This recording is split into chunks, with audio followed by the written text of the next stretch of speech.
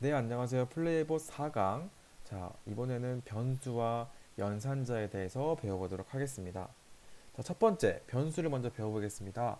우리 변수라는 것은 수학 시간에 많이 들어봤죠? 그렇죠. 변수라는 것은 뭐 변하는 수라고도 많이 배웠을 텐데, 컴퓨터에서 말하는 변수는 수학보다 조금 더 범위가 넓게 확장이 되어 있습니다. 숫자뿐만 아니라 문자까지 담아둘 수 있는, 즉 상자와 같은 개념인데요. 이것을 변수라고 합니다. 근데 변수의 이름을 정하는 규칙이 다음과 같이 네 가지가 있는데 매우 중요하니까 꼭 숙지해 두세요. 자, 변수 이름에는 영문자, 숫자, 밑줄, 한글만 사용이 가능합니다. 따라서 띄어쓰기를 대신에 밑줄을 꼭 써주셔야 돼요. 무슨 말이냐면 신나는 띄우고 정보 띄우고 교실 이런 거는 변수로 설정할 수가 없습니다. 이 공백 대신에 어떤 걸 써야 되냐면 신나는 언더바 이 작은 밑줄 그리고 정보 이런 식으로 연결해 주셔야 우리 풋 오브젝트 할 때 연결해 주는 거 있죠? 그걸로 연결해 주셔야 띄어쓰기 대신에 인식을 할 수가 있습니다. 그냥 띄었으면 인식이 된다 안 된다? 되지 않습니다. 마찬가지로 한글도 사용할 수 있고요. 영문자도 사용할 수 있습니다. 단 숫자 같은 경우에는 가장 첫 번째에 올 수가 없기 때문에 주의하셔야 되고요. 그리고 특수 문자는 사용할 수가 없습니다. 느낌표나 이런 것들 사용할 수 없습니다. 그리고 마지막으로 플레이봇에서 이미 사용 중인 명령어들은 변수로 사용할 수 없습니다. 우리가 이미 사용하고 있는 if나 뭐 펑션, for 같은 경우에는 변수로 사용할 수가 없다는 것을 꼭꼭 체크해 놓으세요. 자, 그럼 본격적으로 이제 변수를 알아보겠습니다. 자, 프로그램 코드를 보시면은 자, 변수 a라는 상자를 만들었습니다. 자, a라는 상자에다가 몇을 넣었나요? 숫자 50을 넣었습니다. 그리고 변수 b라는 상자를 만들어서 숫자 20을 넣었습니다. 이 코드가 이거죠. 자, 그다음 변수 c를 만들었습니다. 상자 c를 만들고요. 거기에다가 a에 들어있는 값을 c에다가 다 부어서 넣고요. 마찬가지로 b에 있는 값들도 c라는 큰 상자에다가 다 부어서 넣었습니다. 그러면은 현재 c라는 변수에는 얼마가 들어가 있을까요? 그렇죠. 20과 50을 더한 70이 담겨 있겠죠. 그래서 여기에 지금 c를 선언을 한 다음에 자, 이 프린트문을 하는 역할은 지금 현재 변수 c에 있는 값을 화면에 출력을 해주는 기능을 하는 명령어입니다. 그래서 플레이봇의 이 월드 아래쪽에 보시면은 이렇게 검정색 화면에 초록색 박스로 감싸져 있는 곳에 이렇게 출력하는 70이 표시가 되는 것을 볼 수가 있습니다. 그래서 변수라는 것은 문자나 숫자 이런 것들 담아놓는 상자라고 이해하시면 되겠습니다. 자, 이번에는요, 연산자를 알아보겠습니다. 우리 연산자에는 크게 세 가지가 있습니다. 수를 계산하는 산술 연산자. 산술 연산자 같은 경우에는 숫자를 계산하기 때문에 결과 또한 숫자로 나옵니다. 숫자. 그래서 뭐 2 더하기 3 이런 것들은 결과는 5라고 출력이 되는 거죠. 그래서 이런 산술 연산자와 어떤 것들을 변수나 숫자 값들을 비교하는 비교 연산자. 얘는 결과가 비교를 해서 물어봤기 때문에 참 혹은 거짓으로 결과가 나오게 됩니다. 마지막으로 하나 더 있는 것은요. 다음 장에서 보겠지만 세 번째로 논리 연산자가 있습니다.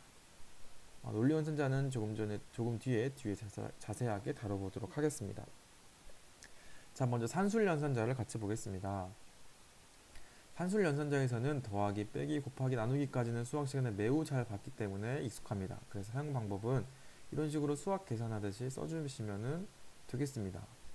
반면에 나누기 같은 경우는 처음 배우는데요. 이 퍼센트 기호를 써서 기능은 나머지를 하게 되는데 예시 문제를 한번 보겠습니다. 자, 예를 들어서 10% 2라고 주어지면 결과가 어떻게 나오냐면 10을 2로 나눈 나머지가 0이죠. 그래서 얘는 결과가 0이 나옵니다. 반면에 자 10% 4로 하겠습니다. 그럼 얘는 10을 4로 나눈 나머지를 구하는 거예요. 그럼 10을 4로 나눈 나머지가 얼마죠? 그렇죠. 4, 2, 8이기 때문에 나누어 떨어지지 않고 나머지 2가 남아서 얘는 결과가 2가 출력이 되게 되는 것입니다. 그래서 이 나머지 연산 꼭 알아두시고요. a를 b로 나눈 나머지 값을 C에다가 대입한다는 뜻입니다. 자, 이 등호를 하나를 썼을 때는 얘는 대입연산자이기 때문에 C는 A %B라고 했을 경우에는 무조건 대입연산자. 자, 등호 하나는 대입연산자고요. 무조건 대입연산자는 오른쪽에 있는 결과를 어디로 대입하냐면 왼쪽으로 대입을 해서 C에다가 이 결과를 넣어주는 게 대입연산자입니다. 이 대입연산자도 매우 중요하기 때문에 꼭 잘 알아놓으세요. 자, 이번에는 비교연산자입니다. 비교연산자는요, 변수나 숫자 등을 비교할 때, 특히 조건식을 만들 때 사용하는 건데요. 조건이 성립할 경우에는 참이 나오고요. 성립하지 않을 경우에는 펄스를 반환하는 게 특징입니다. 숫자로는요, 참 같은 경우에는 대표적으로 1을 많이 쓰고요. 펄스는 0을 많이 씁니다. 그렇지만 0이 아닌 모든 수, 뭐 2나 3, 뭐 100 이런 것들은 모두 다 참으로 처리한다는 것도 같이 알아두시고요. 대표적으로 참을 표현하는 숫자는 1을 쓴다는 것도 같이 알아두세요. 자, 여기서 보시면은 수학 시간에 자주 보는 부등호 표시가 나옵니다. 자, 크다, 작다, 크거나 같다는 이렇게 쓰고요. 작거나 같다는 등호를 뒤에다가 빼서 쓰는 것이 특징입니다. 이것들은 수학 시간에 잘 배워서 많이 익숙한 거지만, 자, 우리 위에서 두 번째 것까지는 별표 쳐놓고 꼭 숙지를 하겠습니다. 자, 여기에 있는 두 개의 연산자는요, 첫 번째 등호를 두 개를 연달아 쓰면은 같다라고 하는 뜻입니다. 그래서 A 등호 는는 B라고 쓰면은 A와 B는 같다라고 하는 구문이 되겠습니다. 이렇게 질문을 하는 거죠. 자, A랑 B랑 같는가? 라고 물어봤기 때문에 실제로 A랑 B랑 같다면은 true나 혹은 숫자 1이 표현되고요. 거짓이라면은 false 혹은 뭐 숫자 0이 표시가 되겠죠. 자, 그 다음에는 같다의 반대, 같지 않다라고 하는 것은요, 부정의 의미를 하고 있는 느낌표로 앞에 있는 등호를 하나만 바꿔주시면은 같지 않다라는 질문이 되겠습니다. 그래서 얘는 A, 느낌표 등호, 그리고 B를 쓰게 되면 A와 B는 같지 않나요? 라고 물어보는 질문이 되겠습니다. 자, 그러면 예시 문항을 한번 보여드릴게요. 자, A에다가 숫자 3을 넣고요. B에다가는 숫자 2라고 넣었습니다. 그러면 질문을 A 넣는 B라고 하면 얘는 결과가 어떻게 나올까요? 참일까요? 거짓일까요? 그렇죠. 거짓이죠. A는 3이고요. B는 2이기 때문에 서로 같지 않습니다. 따라서 얘는 거짓이 나오겠죠. 자, 반면에 질문을 바꿔보겠습니다. A랑 B랑 같지 않나요? 라고 물어보면은 어떻게 될지 한번 보겠습니다. 같지 않나요이기 때문에 부정을 나타내는 느낌표 하나를 썼습니다.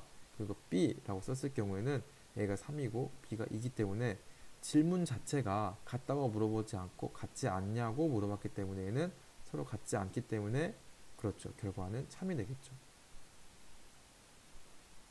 혹은 숫자로는 1이 표현되고요. 얘는 0으로 표현할 수가 있습니다. 그래서 여기에 펄스일 경우에는 0, true일 때는 1로 표현한다고 나와 있습니다. 자, 마지막 세 번째 논리 연산자입니다. 자, 이번에는요, 여러 개의 조건을 조합해서 보다 복잡한 큰 조건을 만들 때 사용하는 게 이 논리 연산자예요. 그래서 얘네들은 조건, 여러 개의 조건, 이렇게 조금 전에 봤던 비교 연산자들을 이용한 조건들을 여러 개를 연결할 때 쓰는 것을 논리 연산자라고 하고요. 이것은 보다 복잡한 조건을 만들 때 사용하는 것입니다. 자, 얘는 세 개 다 모두 중요합니다. 이 AND라고 하는 이 기호는요, 여러분 키보드 숫자 7과 Shift를 누르면은 입력할 수가 있습니다. 그래서 얘를 두 개를 연달아 입력하면은 기능은 그리고라는 기능인데요. 얘 같은 경우에는 앞에 것도 참이 나와야 되고요. 뒤에 것도 참이 나올 때 이 전체 시기의 결과가 참이 나오는 기능을 하는 연산자입니다. 따라서 현재 얘가 참이 되려면 앞에 있는 거 A가 5보다 크거나 같다가 참이고요. 그리고 A가 10보다 작다일 때 이 전체가 참이 나옵니다. 자, 그러면은 예를 들어서 얘가 A가 6일 경우에는 이 식이 어떻게 될까요? A가 5 이상이기 때문에 앞에 것도 참이죠. 앞에 것도 참, 그리고 A가 10 미만이기 때문에 뒤에 것도 참이기 때문에 얘는 결국은 최종적으로 결과가 참으로 나오게 되겠습니다. 그래서 얘는요, 이 그리고 연산이라고 하는 것은 쉽게 우리가 참거짓을 0과 1로 썼을 때 곱하기 연산을 하면은 이 전체 식을 쉽게 볼 수가 있어요. 자, 예시를 들자면은 지금 이 똑같은 결과를 놓고 봤을 때 첫 번째 1번 조건식과 2번 조건식을 묶었는데 1번 조건식에 나와 있는 결과값 참이니까 1을 쓰겠습니다. 그리고 연산 end로 묶여 있기 때문에 얘는 곱하기로 묶어 놓고요. 그리고 또 뒤에 조건도 2번 조건도 참이기 때문에 1로 쓰게 되면은 얘의 결과는 1이죠. 즉 1로 나온다는 소리는 얘는 거짓일까요? 참일까요? 그렇죠. 참이죠. 그래서 얘를 참이라고 구할 수 있습니다. 자, 이번에 새로운 논리연산자는 이 기호인데요. 이 기호는 여러분들이 글자를 지울 때 쓰는 백스페이스 키의 왼쪽으로 한 칸을 가게 되면은 이렇게 돈 표시가 나 있는 원화 표시가 있습니다. 얘랑 시프트를 눌렀을 경우에 나오는 건데요. 이 두 개를 연달아서 입력을 해줄 때는 또는이라는 기능을 하는 논리연산자가 실행될 수 있습니다. 자, 논리연산자는요, 앞에 있는 1번 조건과 2번 조건 중에 둘 중에 하나라도 참이 나온 경우에는 전체가 참이 나오는 그런 연산자입니다. 따라서 1번이 참이거나 혹은 2번이 참일 때 얘는 참이 되는 거죠. 자, 그러면은 예를 들어서 A가 6이라고 했을 때요. 자, 이 전체 조건은 참일까요? 거짓일까요? 그렇죠. 얘는 A가 5가 아니고요. 10도 아니기 때문에 얘는 거짓이 되겠죠. 반면에 예를 들어 A가 5라고 가정을 한다면 이 명제식, 이 조건은 참일까요? 거짓일까요? 그렇죠. 참이죠. 왜냐하면 앞에 있는 조건, 1번 조건이 참이기 때문에 1, 그리고 뒤에 있는 조건이 거짓이기 때문에 0이 나오더라도 얘는 또는 연산자이기 때문에 전체 식이 참이 나오게 됩니다. 자, 그렇다면 이 식이 성립하려면 가운데 어떤 연산자가 들어가면 좋을까요? 그렇죠. 또는 연산자 같은 경우에는요, 우리가 수학적으로 덧셈과 같은 역할을 합니다. 그래서 1번 조건에 참 거짓을 숫자로 쓰시고 2번 조건에 참 거짓을 숫자로 쓴 다음에 또는 연산자 대신에 더하기를 쓴 다음에 계산한 결과를 보시면은 1이 나왔기 때문에 얘는 참이라고 의미하는 것을 알 수 있습니다. 자, 마지막입니다. 이번엔 느낌표는 부정의 의미를 나타내는데요. 자, 이런 식으로 조건에다가 느낌표를 쓰게 되면은 반대의 의미로 바뀌게 됩니다. 따라서 얘는 하나만 봤을 때는 A랑 O랑 같는지라고 물어봤지만 느낌표가 달려있기 때문에 얘는 결국은 A랑 O랑 같지 않나요? 라고 물어보는 이거와 같은 기능을 하게 되는 겁니다. 그래서 얘는 A는 O와 같지 않다가 정답이 되겠죠? 그렇죠. A는 O와 같다가 아니다니까 A는 O와 같지 않다 타라는 뜻이 되겠죠. 그래서 우리가 같지 않다 할 때 느낌표를 등호 대신에 써줬던 의미가 이 느낌표는 부정의 의미를 갖고 있기 때문입니다. 자, 이제 정리하겠습니다. 논리 연산자 그리고 연산자 and 연산자는요, A도 참이고 B도 참일 때, 즉 이 겹치는 부분일 때만 참이 되겠습니다. 하지만 A 또는 B, 이 또는 연산자가 갔을 때는 A가 참인 부분이거나 B가 참인 부분일 때 모두 다 참이기 때문에 이 전체가 다 참이 되겠습니다.